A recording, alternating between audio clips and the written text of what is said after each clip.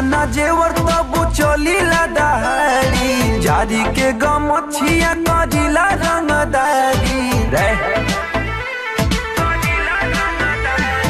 देह अपना जेवर तब चली दहाड़ी जारी के गमछिया कजिला रंगदारी का बुझाई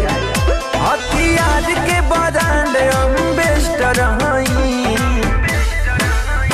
हमारी लवाला नारे पगली रियल गैंगस्टर हई हमारी लवाला नारे पगली रियल गैंगस्टर हई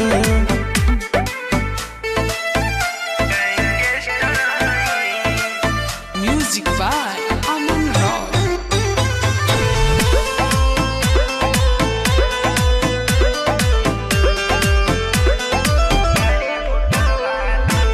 यूपी बिहार मोर यार शूटर वाला आगे पीछे घूमेला गाड़ी हुटर वाला खिलल रंगदारी में बनौआ हो जाने शहर जिला गौआ हो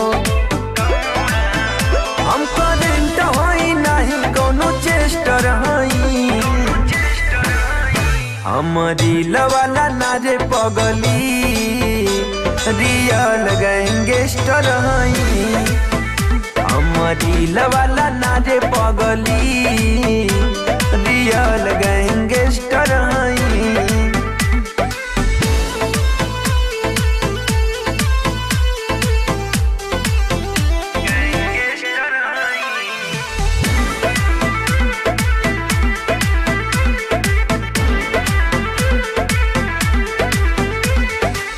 देख लुटेलर अभी फिल्म बाबा की दहशतला नाम सत्य मंकित के काफी हम ही सिखाई रंगदारी रे कतही हो जाला गोला बारी रे सबसे ऊंचा रखले अपने स्तर हई हमारी लवाला नारे पगली रियल गैंगस्टर हई हमारी लवाला नारे बुचिया